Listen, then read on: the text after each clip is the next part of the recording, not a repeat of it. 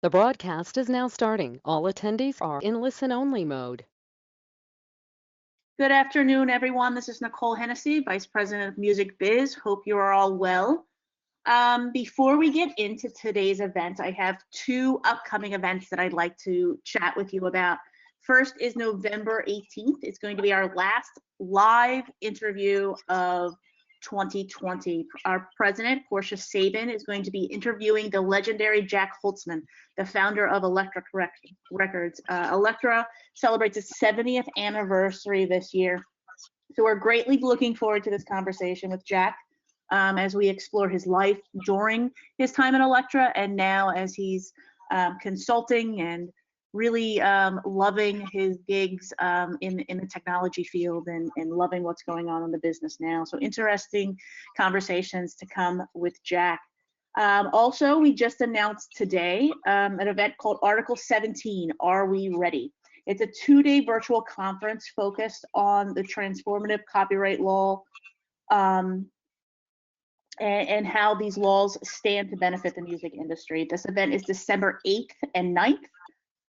You can find out more about the live with Jack on November 18th and our Article 17 2-day conference, December 8th and 9th on our website. So visit musicbiz.org for more information and to register.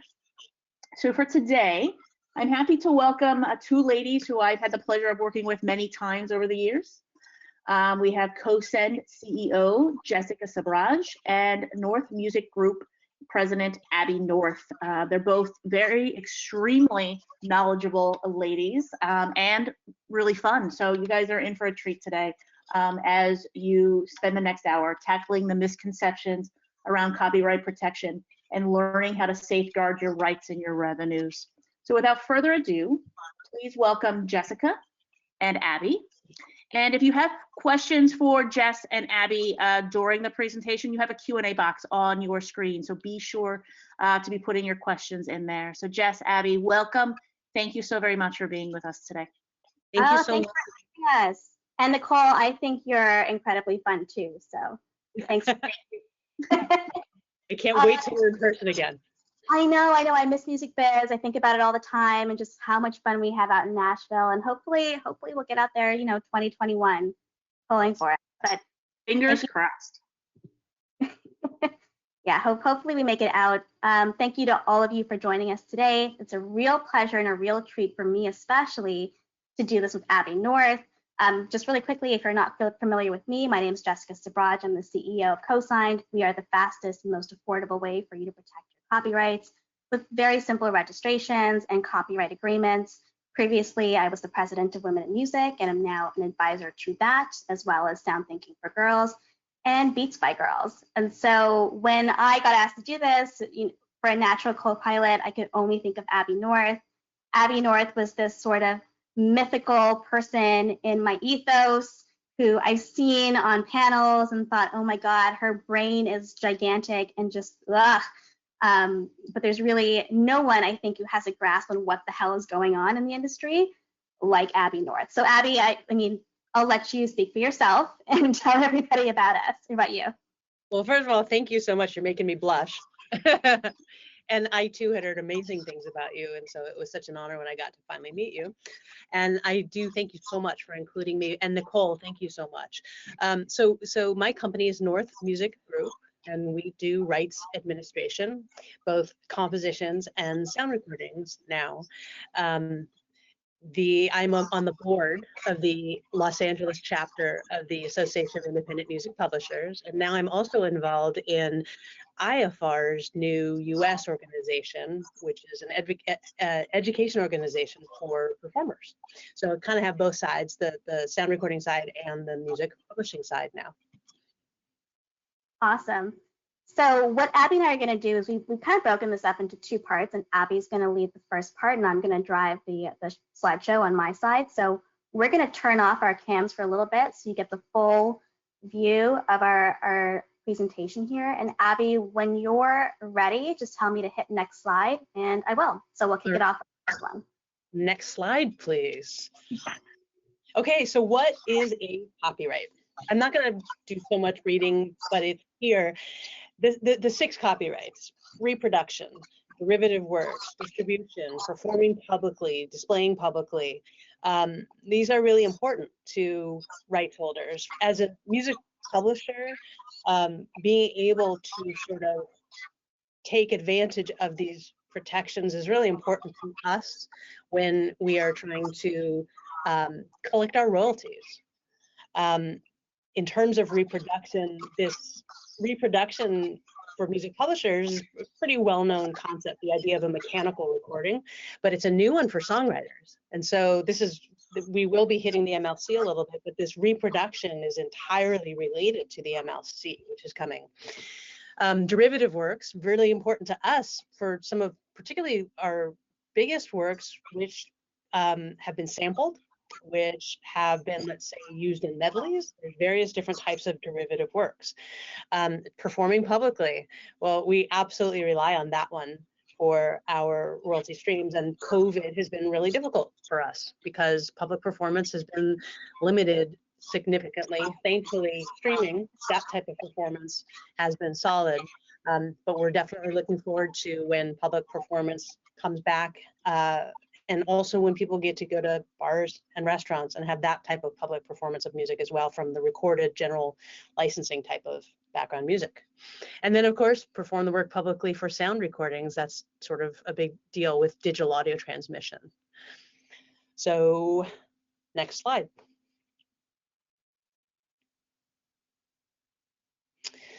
Copyright and collaborators, covering your bases.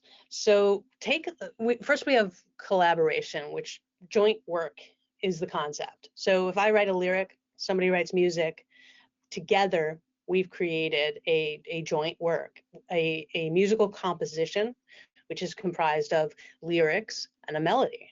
An example is, let's take Unchained Melody. Alex North wrote the music, High Zero wrote the lyric. Together they own that composition, and you can't separate one part of it from the other. Although interestingly, the Tom Lehrer thing sort of questions that. I think where Tom Lehrer made his, he indicated that many of his lyrics would be, he would put them prematurely into the public domain, and that seems to question this joint work and how exactly one could extract one from the other. But in reality, a lyric, music, it's all together. If there's 5 writers, they all jointly own this one copyright, and none can take their part out of it. And so when you're licensing, everybody has to agree, unless there's an agreement among the various joint owners that one of them might license on behalf of all the others. Ownership. So there's 2 ways to document. We've got agreements and then registrations. So an agreement is usually among the joint owners, let's say, or it could be, I mean, there's various types of agreements. We could even have an agreement between a songwriter and a publisher, or publisher to publisher, or there are many different types. But the registration, there's the copyright registration, which is a true registration of your rights. You have those copyrights simply by fixing the work in a tangible format, but to actually make it known that you are the copyright owner, you got to register the copyright. We also need to register with various collection management organizations and other data organizations to make sure that the rights holders, the owners, are always findable. But a registration with, let's say, a PRO or an MRO, a mechanical rights organization, those are not copyright registrations. And then the source of truth. So one of the things we see among songwriters who control their copyrights, but also among many publishers, is a lack of a centralized database in which they're storing all of their data. So I absolutely recommend that any songwriter, any publisher maintains some type of database. So it could even be just an Excel spreadsheet with things like the work title, the songwriter's names, songwriter identifiers like the IPI, splits, a publisher name, publisher, IPI, the PROs, etc. And if you can maintain all of that in one place, you are way ahead of the game, because your truth is in one place, and it's very easy for you to call upon that anytime someone asks a question. There are other databases in addition to, you could use Google Sheets. You could use, there's this tool called Repertoire, which is a content management system or asset management system, which I think it's free for even 100 works. So for a writer who's got 100 titles, that's a fantastic way to store your data in one place. And there are others as well. Okay, next slide.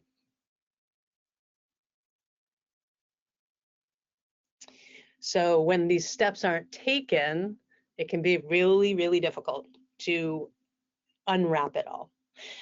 So when the songwriters have not agreed in advance regarding their splits, down the road, it can become a tremendous source of conflict.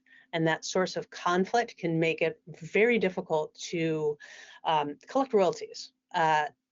In addition, yeah, this is good, Jess. The dangers of getting it wrong. So here's this list, right? This pretty extensive list of things that can go wrong when agreements haven't been made prior to release of a sound recording, or even when the songwriters leave the room. Delayed releases. As a publisher, I actually sort of wish this happened more. Sound recording owners have a tendency to release recordings before publishers have agreed on splits. And this is a real challenge for music publishers and songwriters, because if it takes, let's say, we've seen this where it could take a year or 2 years for multiple joint owners of a work to agree on their splits. And so what happens is the recording of the song is taken off, it's being streamed, it's being performed, it's being downloaded, and no publisher is getting paid because nobody's agreed on who's supposed to be paid. And it's very difficult if it takes a year or two to then retroactively collect on what had been generated but not collected. So for sure, getting your splits agreed upon in advance is absolutely crucial. Uncollected royalties, well, that's that same thing where if the recording has been released, it's got activity, but nobody's been paid because nobody could register the work with a PRO or an MRO. We can't register the copyright either. Liability. There's liability in, I mean, certainly on the part of entities that are, let's say, offering downloads, maybe streaming, if a mechanical had not been licensed, which hopefully won't be the case now that we've got the MLC here in the US, but that puts liability on the part of the licensee. Infringement. Incorrect attribution. This is a big one, because when I work with SONA, the Songwriters of North America, and we speak with songwriters, one of the most important things to the songwriters I speak with is the credit. It's the attribution, even more than the royalties. So without agreeing on who has written what and controls what share, it's very, very difficult for the entities that might display credits, like, let's say, Ajaxta or Discogs or AllMusic. They don't know. And if somebody wants to license your work and it hasn't been registered because the splits haven't been agreed upon, then the potential, let's say, the music supervisor doesn't really know who to go to.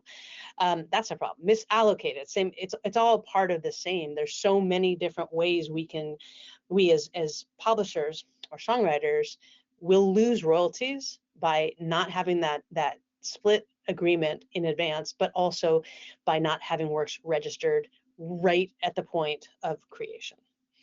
Okay, next slide, please. Being able to be found is critical. So one of the things, like I said, with SONA, with the Songwriters of North America, we have the Sexy Metadata Action Group. And with that Sexy Metadata Action Group, we've been trying to kind of teach songwriters how important metadata is. And we sort of settled on three core metadata points. One is the IPI. The IPI is the interested party identifier, and it's supposed to be a globally unique identifier for a songwriter and for a publisher. Then you have the ISWC, which is the International Standard Work Code, and that's supposed to be the globally unique identifier for a song.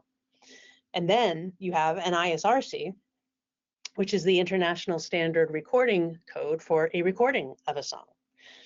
And when you have an ISWC, that identifier contains information about who wrote it, who published it. So the ISWC is linked to the IPI. And then when we can match, when streaming platforms or download platforms can successfully match the ISWC, the composition identifier, to the sound recording identifier, all of a sudden, reporting is much more accurate, and then collections are much more accurate.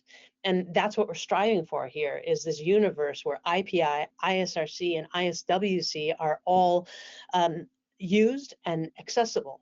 But what else do we need? And what is metadata, by the way? Metadata is usually, I would define it as data about data, right? And this metadata helps us be found and helps us get paid. So the song title is a form of metadata. And this is one that is really important, because as a songwriter, we might register the song title, and I'm talking now registration with a PRO or a mechanical society, but then the recording of that composition might be called something slightly different. Like, let's say it's, I don't know, my song featuring the best rapper in the world. And then what happens is that the streaming platform or the download platform, the title doesn't match exactly the song title. So when the use report comes in related to the sound recording, the societies might not know to match that sound recording title to the song title that we've registered. And so therefore we need to monitor song titles or recording titles at the platforms and make sure we register those as alternate titles. Artist name, that's pretty important. The authors, who wrote the song. The thing about the author name that's so important is it never changes. There will, once a song has been written, the parties who wrote that song, they never change. Publishers may change. There could be 50,000 recordings of a song, so there could be all different artists, but the songwriters, they are the songwriters forever. Producers. Producer name is really important when we get into neighboring rights, and we now have the AMP Act here, which provides for a codified royalty for producers from Sound Exchange.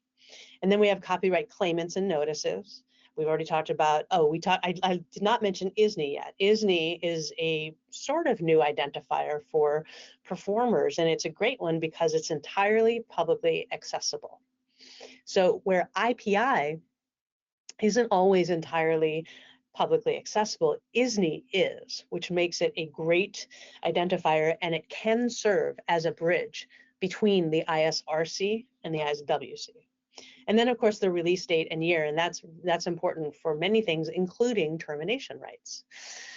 Databases you should register with. So the databases are related to two things, I think. One is getting you paid, and the other is making sure you're receiving credit. So Copyright Office, we want to substantiate that you are the owner, and we want to make you findable. So registering your works at the Copyright Office is very important. And if in fact you do ever want to litigate an infringement, you do need to have a copyright registration. Your PRO is probably the very first place you will register something. So your PRO, your Performance Rights Organization, like ASCAP or BMI or CSAC, you want to register there.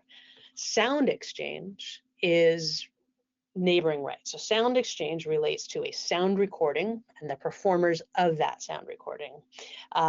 Our definition of neighboring rights in the United States is different from that of most of the rest of the world, because the United States is not a signatory to the Rome Convention, but we do have this entity created by statute, Sound Exchange, and there's potentially money there for performers and sound recording owners.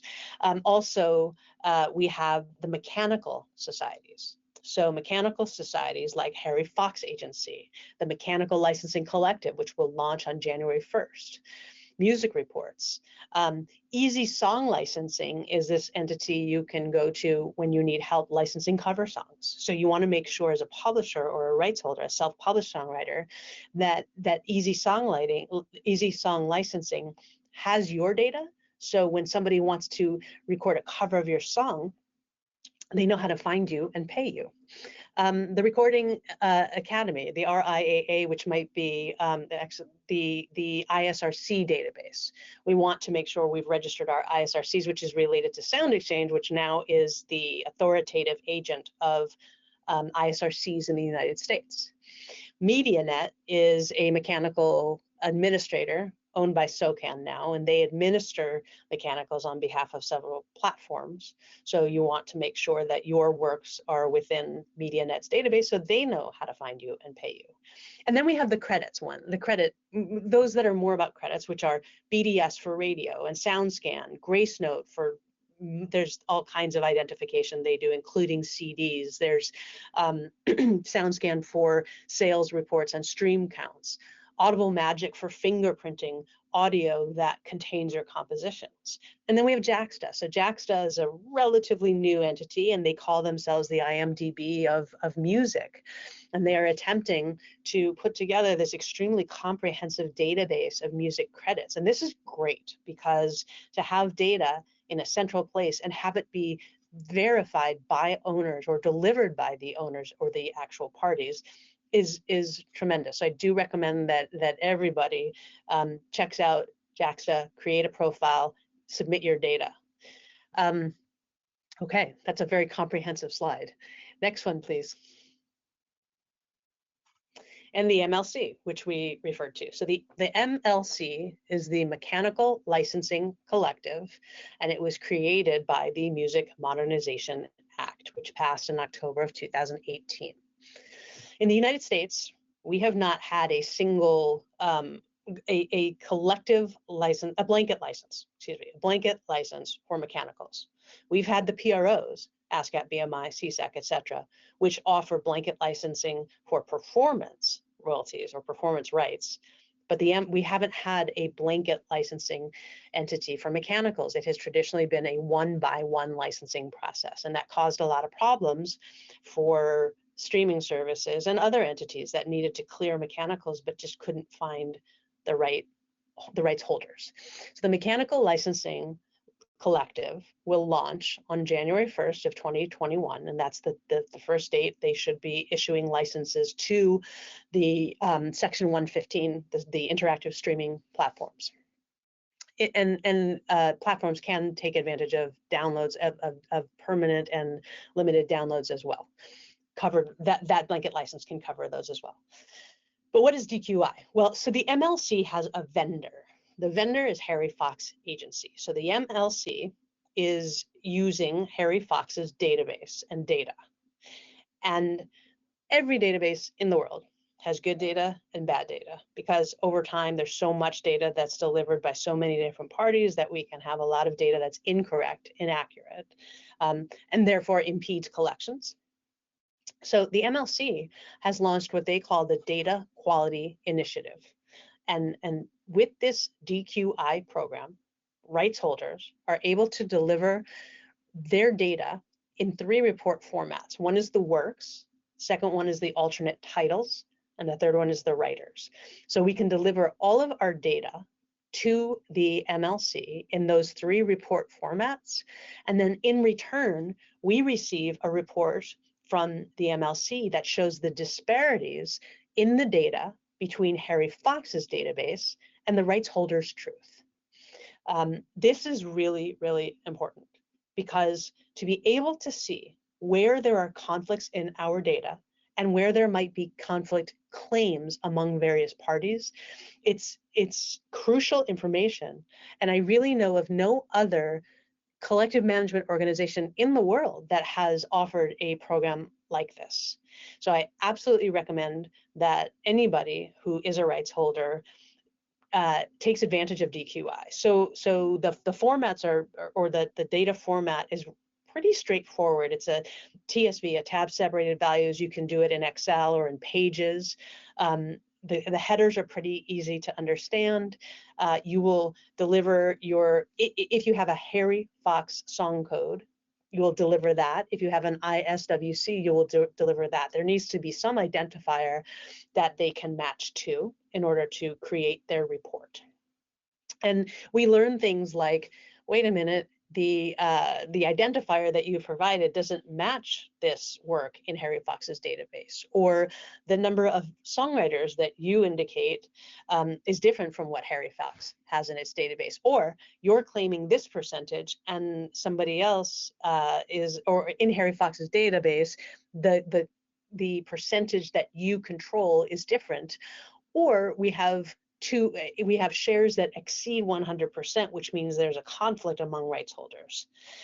So these are the kinds of information or data points that you will receive from a DQI report, and then you need to act upon it. Do things like correct the registrations, resolve conflicts with your joint owners, etc. Okay, next slide. So how do we make this easier? As you can see from these slides, it's a lot of work. And that's why many rights holders will engage administrators, or songwriters might get into publishing deals. To have an administrator who can manage the act of registering works, to be doing income tracking for you, to be delivering your data to all those various entities, that frees up the songwriter to actually write songs, or a composer to compose. And while we work really hard to share information with self-administered songwriters or performers, and we want everyone to be aware of metadata, at the same time, please know that there are many administrators in the world who do this work, and they do it really well, and they can enhance your collections. They can make sure that your works are registered, and they can also make sure that your credits are delivered to the right places. So what makes it harder? Catalog sales and assignments with lack of recordation. So an example, I've got a client that just bought 1,500 sound recordings. There hadn't been a recordation of the previous sale of those sound recordings. So the work to identify which sound recordings actually fall into this sale is it's a major research project. So the more you can record everything that happens to your works, if you sell, if you buy, that's hugely helpful. Terminations, when there's a right of termination in the US after a certain period of time, and that certain period of time is determined by when the original grant happened. But then when you file a termination, you have to send notification to various parties. Well, how do you find out who those parties are? The more that works are registered, and particularly with the Copyright Office in that case, the more that these recordations happen, the more easily we can find the parties and that we're supposed to be sending notices to. The other thing that happened, in terms of let's say credit and whatnot, is in the early days of the music business, we would find publishers would add their names as songwriters to some of the works that we administer. And that's difficult because we end up finding multiple registrations, copyright and otherwise, of these works, some with that publisher as a writer, some without. So being able to kind of identify the truth is really a challenge unless documentation is in order. Okay. And So, what are the, go ahead. So we always think to ourselves, what are the chances that something could go wrong? And the answer is that it's very, very possible. There's more content being created than ever before. Take, for example, every month there's 500,000 professional photos that are taken. Every day there's at least 40,000 songs that are being added to Spotify. And every minute there's about 400 hours of video being uploaded to YouTube. And all of that content is being distributed, shared, sold, licensed across this vast ecosystem. So copyright really makes up this trillion-dollar industry that's supported by a $300 billion legal industry, and chunks of that are being dedicated to solving the problems that Abby just mentioned. So what do you do when you find yourself in a pickle? There are a number of things that you could do, and we'll look at the lighter end of the spectrum as well as the heftiest end to give you an idea. So at the lighter end, you can issue a DMCA takedown notice. The DMCA is the Digital Millennium Copyright Act, and that basically criminalized the production and distribution of services and tech that are meant to circumvent access to works and to the proper monetization of those works. So within the act, there is a method for issuing takedown notices to remove your content from specific websites. So these notices can be issued to service providers, to web hosts, to search engines, And each of them may have posted a method where you can reach them directly and submit those notices. Your notice, though, needs to have a handful of things in it: your signature, an ID of the work, a description of the infringing activity, your contact information so they can get to you, a statement that you believe the activity is unauthorized, and a statement that everything you are providing is accurate. On the heavier end of the spectrum, you could file a lawsuit. When it comes to filing lawsuits, there are two critical developments that you should know. First, in order to file a lawsuit, which Abby mentioned, you must have registered with the US Copyright Office. That's a Supreme Court ruling that took place, and still, for some reason, not too many people are aware of it. The second thing you should be aware of is that there's pending legislation in the Senate right now that can make filing your lawsuits easier and more affordable, and that's called the CASE Act. So let's take a deeper look at the CASE Act, because it's super relevant to what's happening today. The CASE Act stands for the Copyright Alternative and Small Claims Enforcement Act. When it was first introduced, it passed Congress with overwhelming support. I want to say it was like something crazy like 400 to 6. That might have been the actual number, but it's somewhere in that ballpark. The question is, why was it so popular? Right now, if you wanted to file a lawsuit, the average cost is upwards of $200,000 to litigate it from start to end. You have to appear in federal court. It's a super long process and really, really uncomfortable. The upside, though, is that you could receive up to $150,000 per willful infringement. However, very few people can actually afford to do that. So what you end up with is this ecosystem of creators who have rights, but they actually can't afford to enforce those rights. So they just kind of give up. Unlike the traditional lawsuit, the CASE Act, if it's passed, creates a small claims court where the average creator can have their case heard by a tribunal of judges. It's all digital. You don't have to use an attorney. The downside is, though, that it's all voluntary and your damages can be capped at $15,000 per work and capped at $30,000 per claim.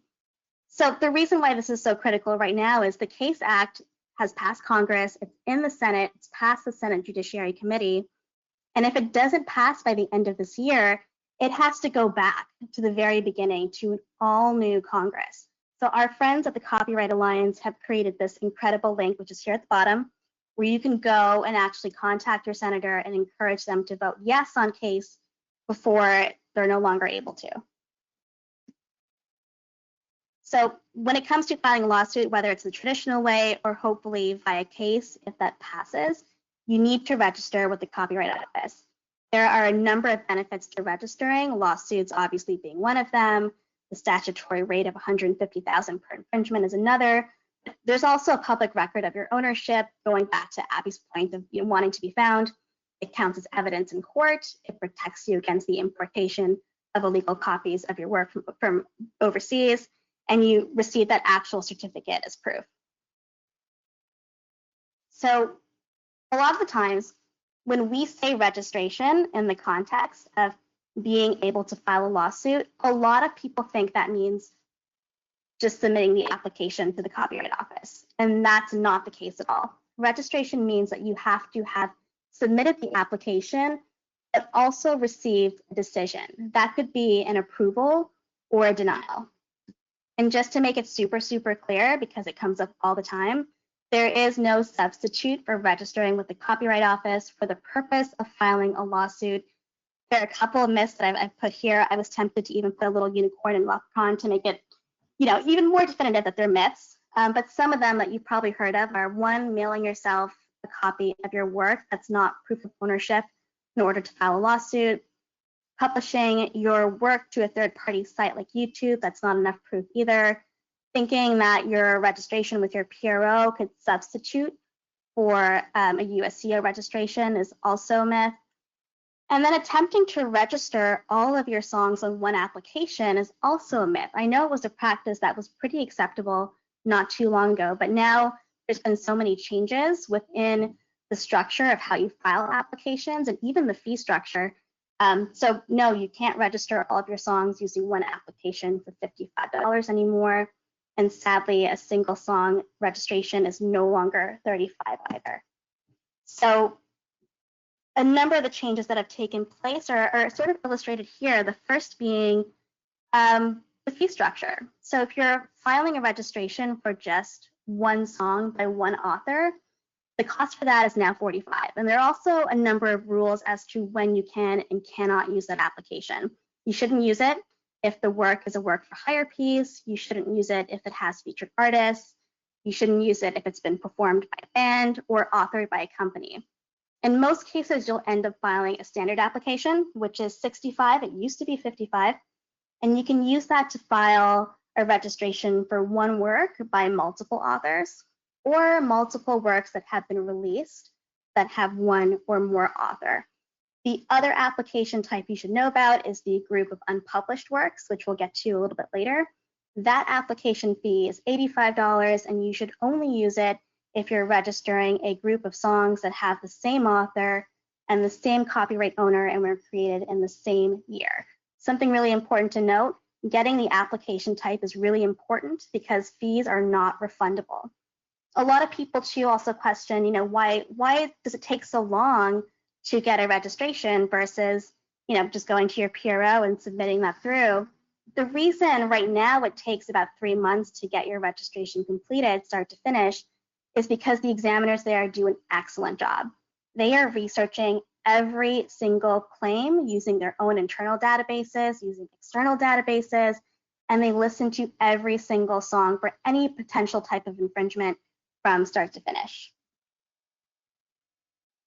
So if you end up in a pickle and you can't wait 3 months, you can file for an expedited registration. An expedited registration takes about 5 days to complete. It's called a special handle registration. This is the section on ECO, which is the Copyright Office's portal. This is where you would fill this information out. The important thing to note, though, is that doing a special handled registration is $800 plus the actual federal filing fee for the application itself. So you may end up paying $845, $865, or $885, and that's also not refundable, and there's no guarantee that you'll actually get the approval. And most important of all, you have to stipulate why you are submitting that registration. The common reasons would be you've got some pending litigation, there's a customs issue, or you're filing it to meet some kind of publishing deadline. So I mentioned it previously, but one of the newer types of applications is the group of unpublished works. You would use this if you're registering a group of songs that are unreleased and have the same authors and owners. If you use a standard application to register a group of unpublished works, it will be denied. If you use this application to register a group of works that have different owners than the authors, it will be denied as well too. In that case, you should perform a recordation, which we'll talk about a little bit later, and Abby mentioned quite a bit too. There's also this new type of application that was just released this fall. It's one for short literary works. So now you can actually copyright your social media posts, your blog entries. There's about a limit of 50 different posts per application, and they have to be published within the last 3 months. And sort of like filing a recordation, this specific type of application requires that you fill out a separate spreadsheet that accompanies your application. The template for that spreadsheet can be found on USCO's website as you're going through the process and through some of their circulars. So when we talk about filing a collection of songs, there are a couple of guidelines that you can follow to figure out if your songs are eligible for being registered together. First, let's talk about the rules for the songs if they're released. You could register them on one application if the songs belong to an official collection, like an album. I know before, some folks might have put all their songs in one application and said, these are my works of Jess 2020. That no longer seems to be something that's acceptable because, again, each examiner is going to actually research your claim to find out, has this been released as a collection somewhere? If they can't find it, they're going to come back to you and say, hey, we need you to prove that this was released somewhere as a collection. Also, the songs have to have identical authors and owners for each title that you're listing on that application. The songs have to have the same release date. So if they're on the same album, they should have the same release date. However, if you have a couple of songs that were released as singles or as covers, you may have to register those separately. If the songs were unreleased, you can register them on one application if the authors for each song and the owners are identical for each song listed, if the songs were created in the same year, and again, if the songs were never released or distributed. So if you're not sure and you don't think your songs meet either of these requirements, then your best bet is probably to just file each separately. So there are a couple of do's and don'ts that we always recommend here at Cosign when you're filing your own registrations to make sure that you don't have your application get denied. So do use the correct application type. If you're not sure, you can always reach out to us. You could always reach out to Abby, reach out to the Copyright Office. Make sure you list the titles of the songs in full. Some people will list only the title of their album and not list the songs that are on that album. That's going to get you a bounce back right away. Make sure you are listing the titles in the right order and that you're giving them the right designation. So what that means is if you're registering an entire album, your album would have the designation of the title being registered, and all of the songs within that album would have the designation of contents titles. You want to make sure that all of the file names also match the titles listed. Make sure that you use the limitations section that the Copyright Office offers on their application. So if you had a cover song or if you had songs that should be excluded for whatever reason from your registration, the limitation section is the perfect place to let the examiner know, hey, here are the 3 songs that should not be included in this registration for XYZ reason. You want to make sure that your mailing address is correct. We see so many applications never reach the artist because they've entered their mailing address wrong. And you also want to ask for help and be patient. It does take a long time. There is a lot to kind of read and nuances to be aware of. So just be patient with yourself and also, whoever is helping you with the registration, because it is long and hefty for very important reasons.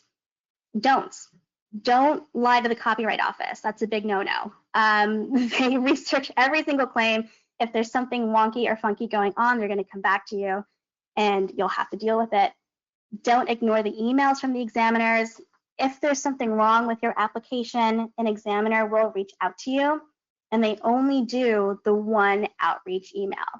So if you don't get it, your application is not going to be approved. So keep an eye on your spam folders, keep an eye on your inbox. Once an examiner reaches out to you, you have 45 days to respond back to them. If you don't, then the case is closed and you've lost your application fee. Don't try to sneak previously released materials into your registration for your collection because again, they research every single song to look for the release date. And don't attempt to register the entire catalog on one application because you're going to spend a lot of time filling out titles and chances are they're only going to register one of those. So it pays to get it right the first time around. Application fees are non-refundable. Corrections to registrations cost $100 each. So again, you want to take the time and make sure it's done right. Now there are a few other filings that you should be aware of. Supplemental filing, recordation, and terminations. So let's start with supplementals.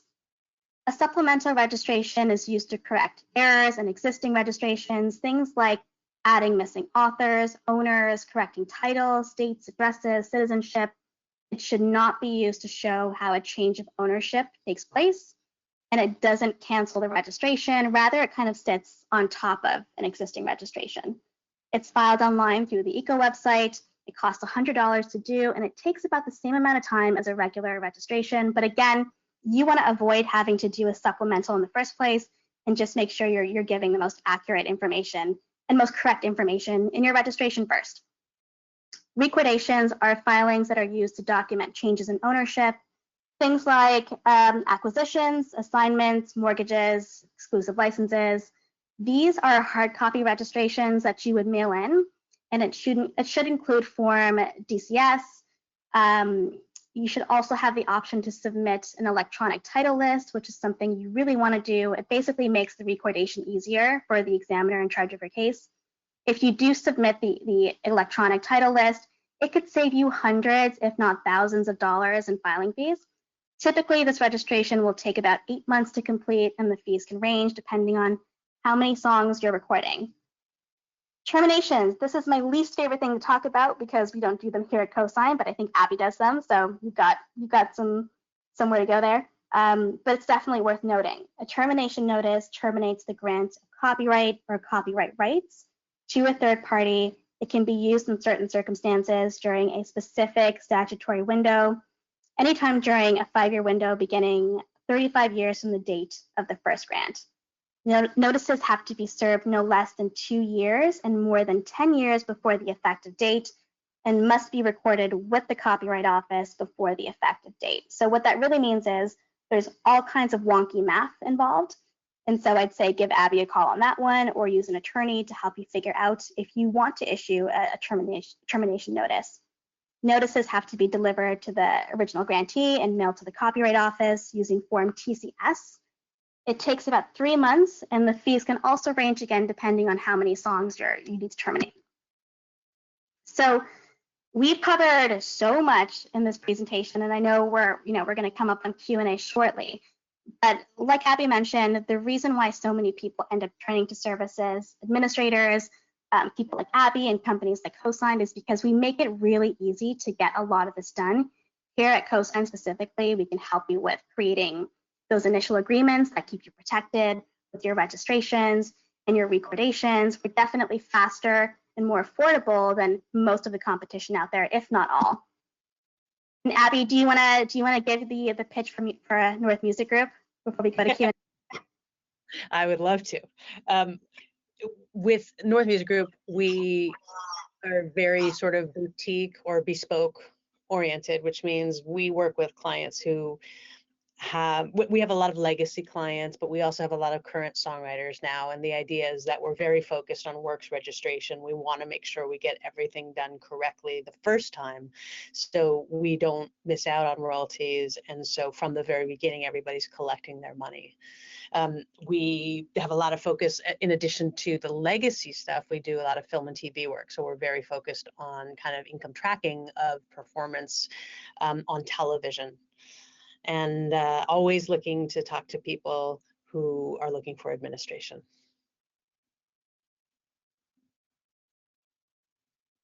I think we're ready for a Q&A, but if you all have any questions or you want to learn more about what we're up to, you can give both Abby and I a shout at our respective email addresses.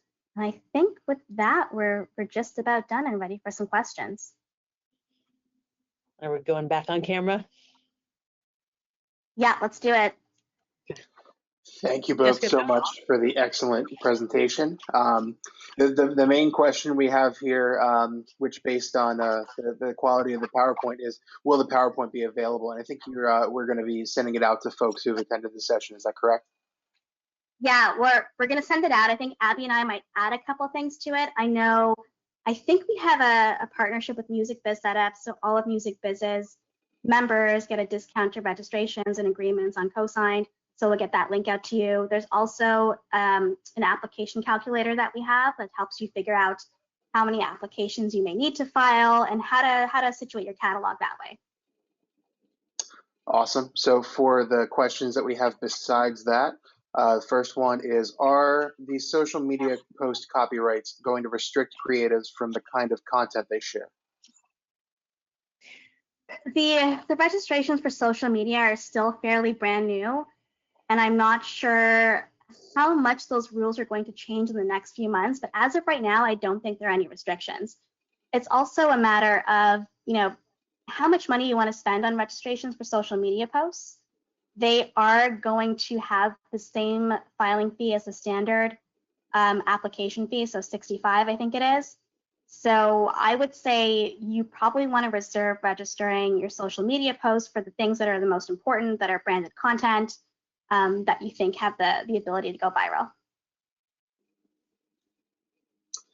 All right, and we do have a little bit of time for questions left, so if anybody has anything, please drop it in the questions box. Our last recorded question here is there a time limit in terms of when a work can be registered if it wasn't registered when it was originally released? No, so there is no time limit. However, though, you do want to make sure your registration is in, and we always say it's almost like filing a form of insurance in a way. You want to make sure it's in and done before you have a legal issue pop up, because the difference is humongous. If you're doing a regular registration, you're paying $65, right? For just, it's part of your routine, you're doing it. If you're waiting until something goes wrong, it's 22 times more expensive. So it's that $865, $885, no guarantee it's going to be approved, no guarantee if you'll even get into court, no guarantee if you'll be able to recoup anything depending on when your registration becomes effective.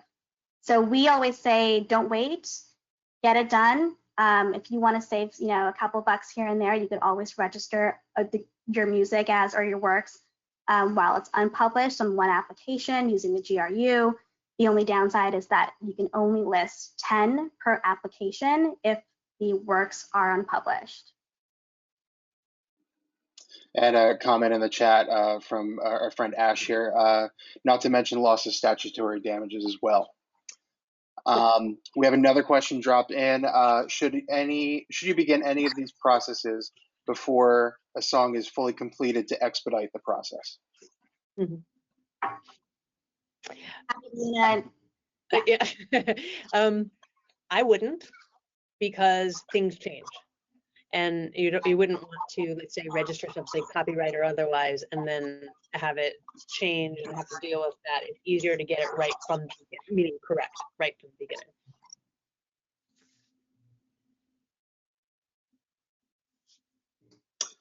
All right, well, that looks like all the questions we have here. Want to again thank Jessica and Abby for today's excellent presentation. Really great to wrap up this fall's webinar series with you both. Such an awesome presentation here, a lot to go on. Just a reminder for the folks in the crowd who are Music Biz members, this recording of this webinar will be available for free for you to check out at a later date, and then we'll also be able to send out the presentation slides to you as well. Thank you again both so much for today's session. Thank you so much. Thanks, Jess. See ya.